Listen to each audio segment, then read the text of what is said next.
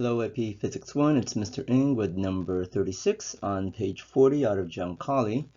This is another kinematics question.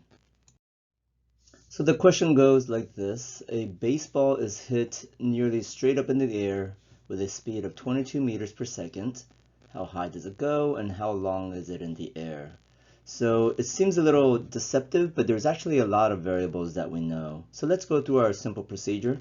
V, ATX. So we have our V initial, we have our V final, and we have our displacement.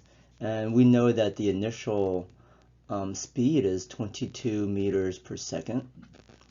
And then many of you would probably figure out that the acceleration would be negative 9.8 meters per second squared.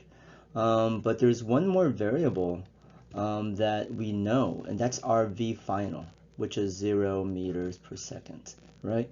If this thing flies up in the air and it comes back down, right, that means up here, it's got a velocity of 0. So that's what we want. We want this height for part A, which is why we can count velocity as 0. Makes sense? So now all we got to do is pick our equation. We want our displacement, so we could cross out t. Let's look over here. You have a t, you have a t. So we're going to use this equation. It's the one with no t. So I'm going to change notation just a little bit, but this is basically V final squared is equal to V initial squared plus 2a delta x, right? This change in x is basically delta x, right? It's basically displacement. So let's cancel out this. This is 0. So 0 is equal to V initial squared plus 2a delta x. I'm going to do a little bit of algebra. Negative V initial squared is equal to 2a delta x. And then to get delta x by itself, I'm going to divide both sides by 2a. So delta x is equal to negative vi squared, v initial squared, divided by 2a. If I do some plugging in, so let's do that, that means delta x is equal to negative 22 meters per second squared, divided by 2 times negative 9.8 meters per second squared. All right, if I do all that math, I will find that delta x is equal to around 25 meters a second. Nope, 25 meters. No second. Good? Let's work on part B. Part B wants to know how long is it in the air. So let's do the same procedures. V, A, T, X. Initial, final, and delta. And I know many of you are going to be tempted to just transfer over the numbers from the last VVATX that we did in part A, but in part B the situation is different. In part A we just wanted to know how high it is, so our two positions are at the very bottom and at the very top. But in part B we want to know the total time. So for part B we're looking at a different setup here. We want the total time where this ball goes up and down. So there are some numbers that do transfer over. The V initial didn't change. It's still 22 meters per second.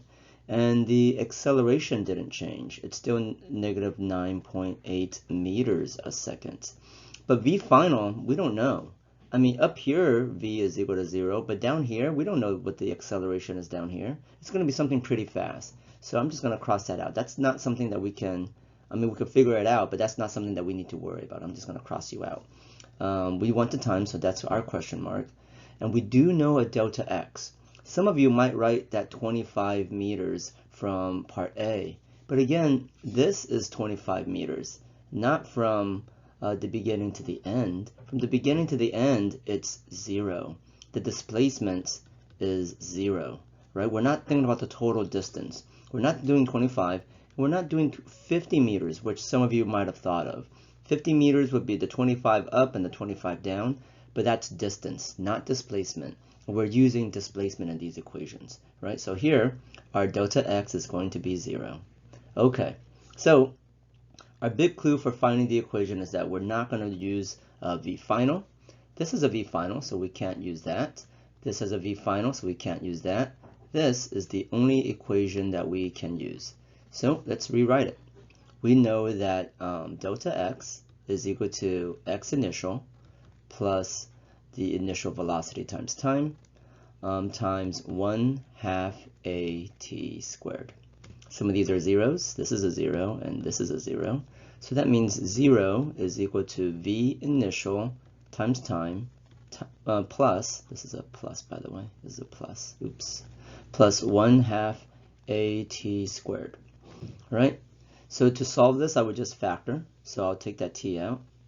T times v initial plus 1/2 at is equal to 0, right? So I can split this up into its two components. That means t is equal to 0 on its own, or vi plus 1/2 at is equal to 0. So here, let's think about why there are two answers here, right? This is an important point. Why are there two t's? Because there are two times in which the displacement is 0. The displacement is 0 in the very beginning, and the displacement is 0 at the very end, right? So there's going to be two times. Hence, t at 0, the displacement is 0, and this other t that we need to solve for. So, I mean, this is the one that's interesting, right? That's the one at the end. So let's solve for it. We know that 0 is equal to v initial plus 1/2 at.